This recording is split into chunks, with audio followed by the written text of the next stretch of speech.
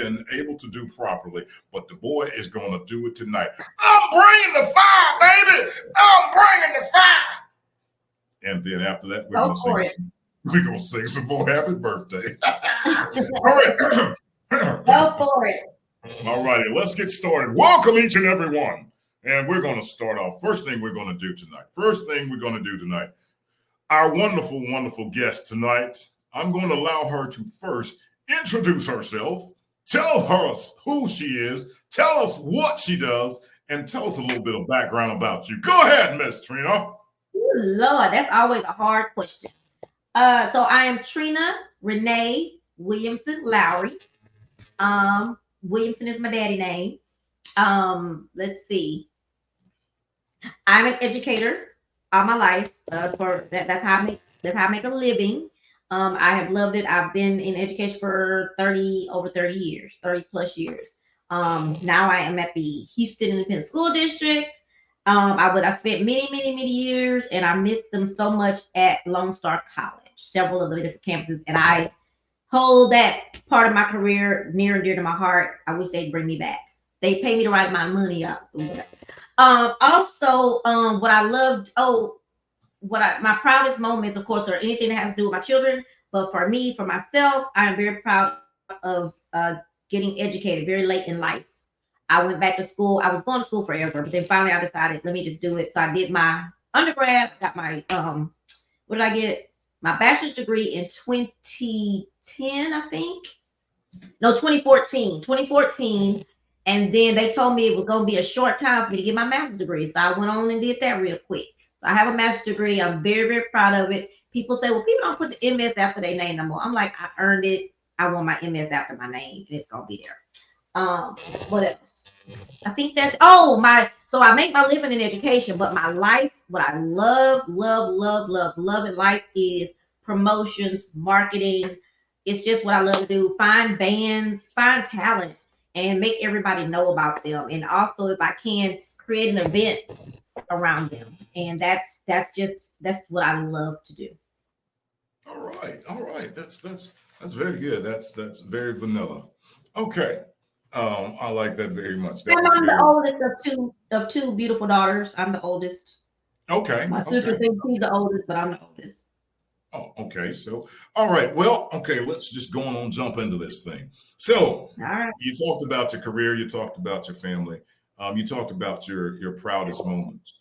Let me ask you, since you talk about some of your proud moments, what are some of those unproud moments? What are some of those things that have gone to carve out you being who you are today?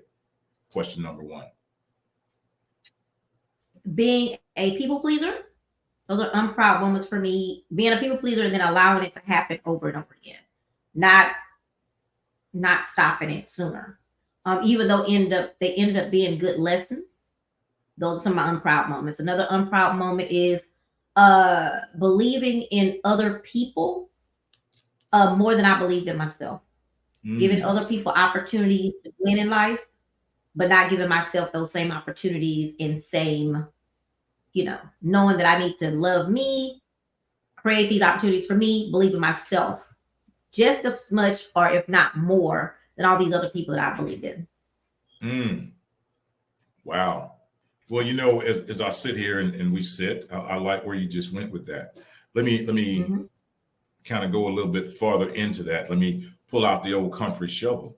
So what is it that you think that brought you to the point of wanting to please people so very much that you forgo who you were to make others happy? Why am I a career people pleaser? Like that. To be honest with you, I don't know, but I will say this. Sometimes I think about it. My parents have always, the expectation was always that I was the bigger person. Always the bigger person. So I came up just kind of letting things go and letting people, because I was supposed to be the bigger person. You're the big sister, so the little sister, you gotta let her do what she wants to do. When you live, as you grow up, they're just this. You gotta look at the list and look at all the great things about them.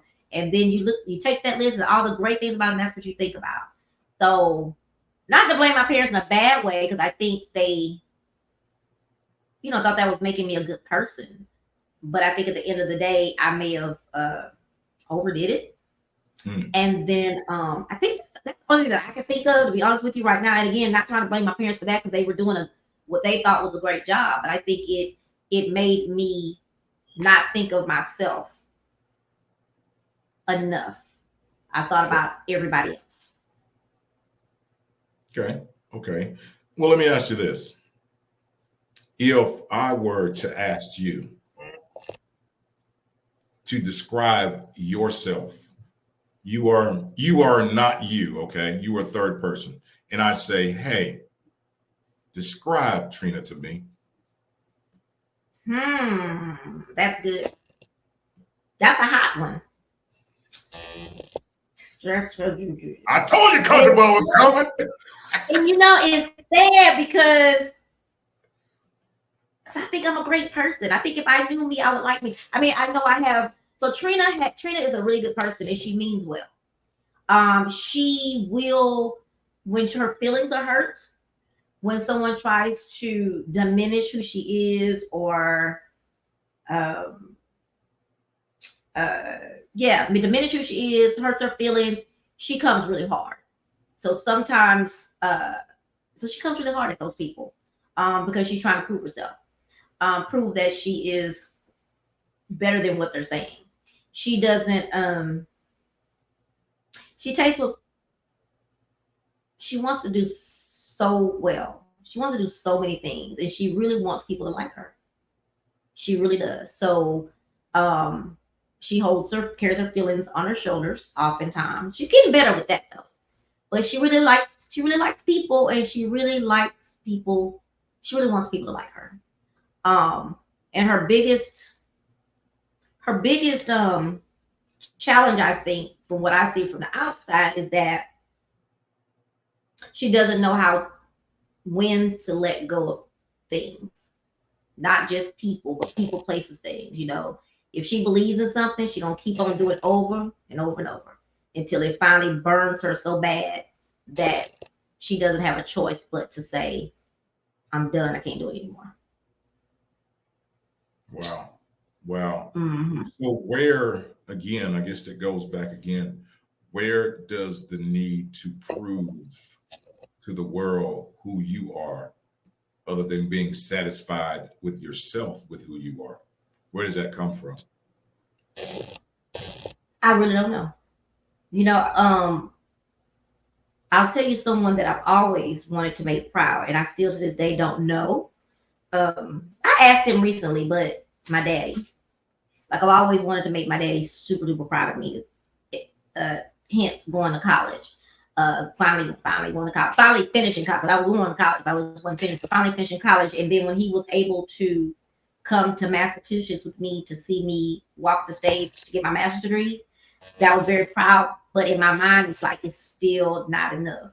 It still didn't make him proud enough. Like, I wanted him to be super proud of me.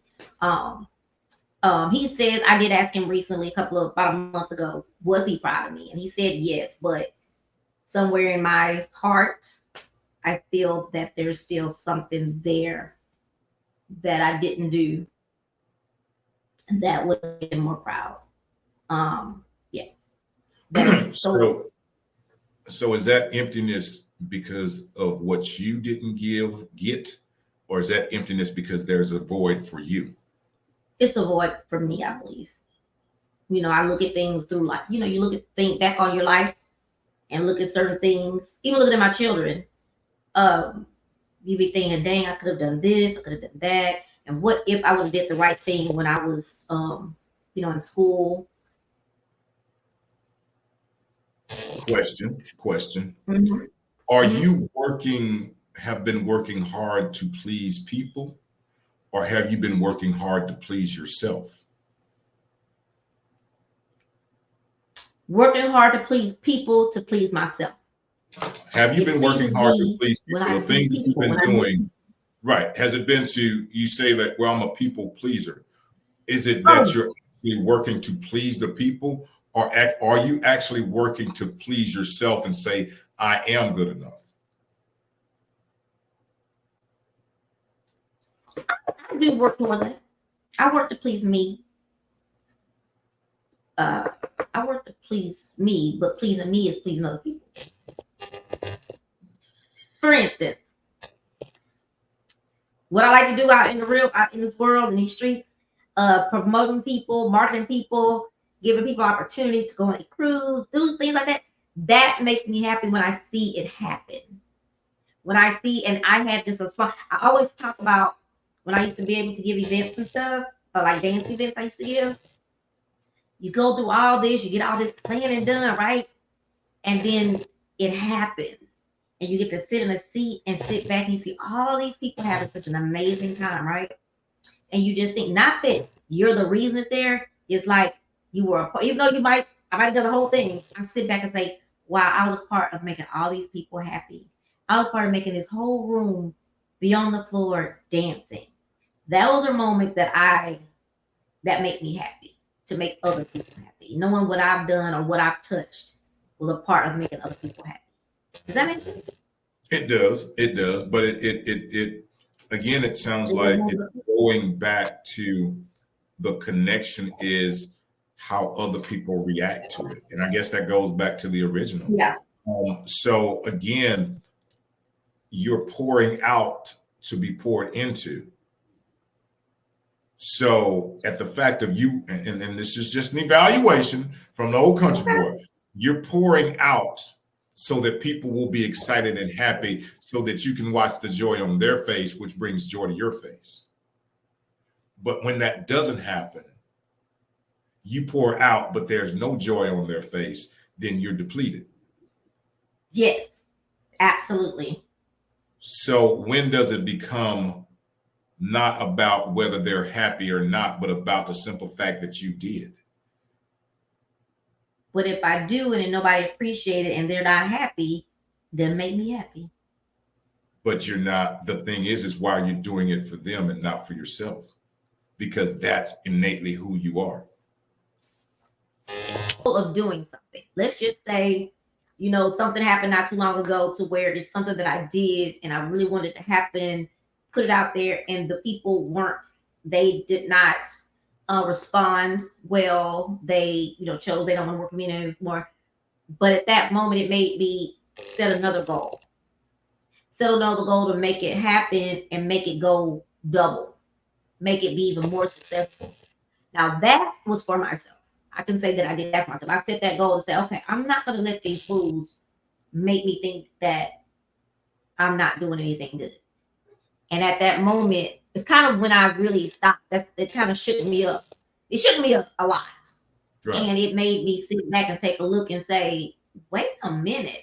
And I did start, to answer your question, I did start looking at that moment. When they did that to me, I looked into myself and said, okay, we're going to set this goal because we're not going to let these little 5, 6 little people say that your job, that what you do is not important. It's not valuable. So you got to let that go. Like we talked about earlier, having to let stuff go, let that go, and then set another goal. Let's see if I can really do this without these people, because apparently these people think I need them. Even though I've been doing some things like this for a long time, things are different. But anyway, and I did. So this has made what I just did is making me very proud, because I was able to do it without those people. And I set the goal. This goal was actually for me. It really wasn't for the people. Yes, I'm glad they're going. I'm glad there's opportunity. But this one, actually, now that we really think about it, this one was for me. This was for me to say, let me see if I can do this and double my numbers. I tripled my numbers. So that does make me feel good for me, that this is for me.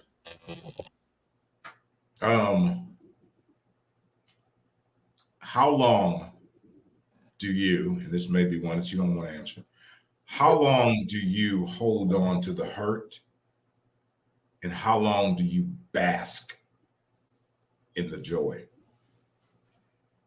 I think I hold on to the hurt way more than I bask in the joy. Definitely. Because I allow it to happen so many times.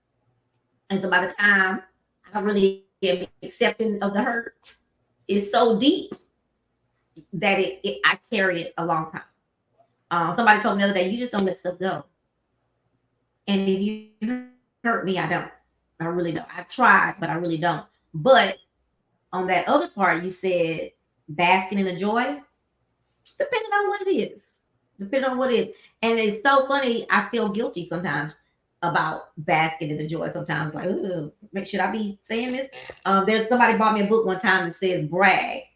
And it talks about how we were taught to be humble and modest, but everybody else getting these jobs and promotions stuff because they out there saying what they do.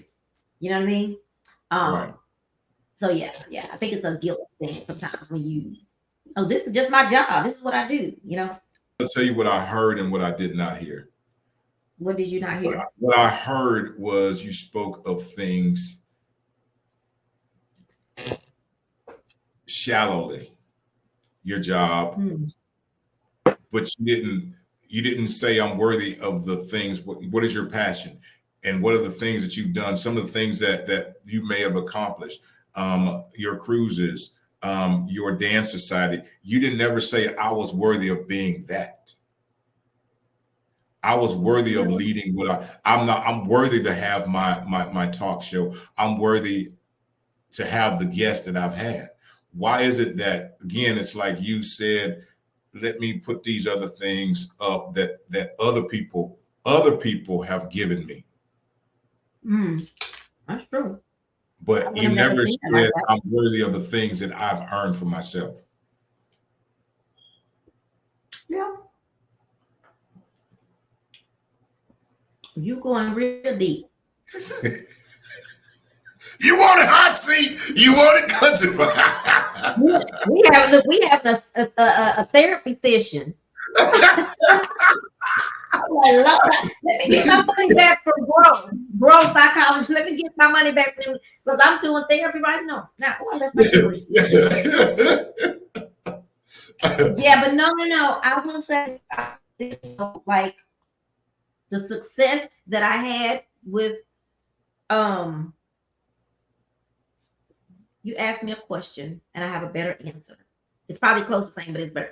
When you asked me earlier about what regrets or something to that effect, yes. What did you say?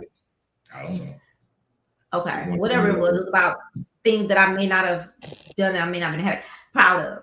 You know what I'm not proud of? The biggest thing I'm not proud of, you mentioned the dance stuff. I'm not proud that I allowed a group of and I'm talking about everybody, a group of people who are not worthy of me and my talents to make me feel that I wasn't talented enough to keep going and moving forward. I allowed a group of people who were, I would just say they wanted me. I allowed them to come in and let me, and I backed away. And I do that a lot. I do that a lot with certain things because I tell y'all that I don't like confrontation. Just move on out the way. People have it on Facebook all the time. How do you stop? I just say, okay, if you say 2 and 2 is 5, good girl, okay, let it be. Because I don't want to argue. I just don't want to. I always get pulled into these arguments, but I don't want to argue. If you say 5, I'm going to give you an answer. You say, no, that ain't it. I'll give you another one. But after that, okay, whatever you say, okay. And with those situations there, I think I've been trying to block it out of my mind. But yeah, I totally regret, and I was worthy of the position that I was there. I had earned it. No one gave me anything when I was doing the dance community. Nobody gave me that. I earned every single step. I built a website. I came up with a name. I branded it. I went to all these freaking events. I did all of that stuff. So I earned where I was at. So my biggest regret is that I allowed these people who wanted to do what I do. I allowed them to make me think that I was such a horrible person that I just backed out and gave it to them. That won't happen again. That I learned from that lesson because I'm not a bad person. I'm a good person and I love people.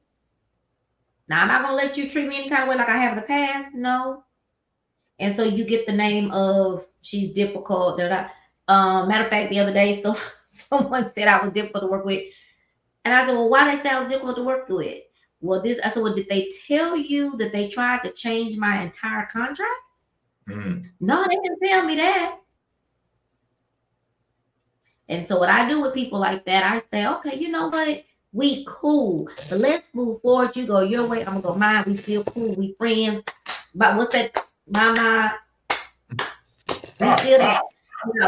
We just can't work together. And Right. that used to really bother me when I was having to, and you know this, for the last few years I've had to let people go. And that bothers me. But in a leadership role and to keep what I'm doing going, I can't let you come on and drag me with you.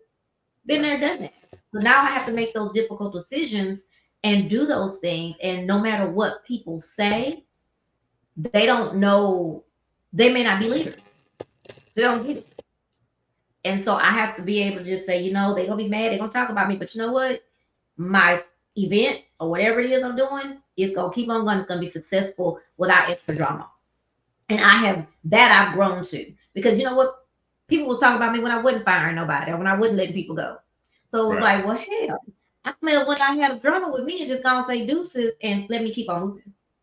And it feels really, really good. I sat down at a table the other day after I had finished defending myself about some money somebody needed to pay me. And I told them that I wasn't doing this or that if they didn't pay me this or that. Touchy boy, when I sat back down at my table after that interaction, I said to myself, oh my God, that was so empowering and that felt so good to stand up and say, hey, I worth this amount of money. And if I don't get that, I can't hear.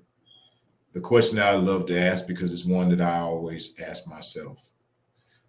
Very simply, Trina W. Laurie, what is your why? My why is a lot of why, all in one. I do this because I want, and it sounds so corny, but it's the truth. I really want to be a part of making, I don't want to say the world, but my community a better place. And it sounds corny because I'm not just talking about politics. I'm talking about dancing brings joy to people. Live music brings joy to people. Comedy brings joy to people.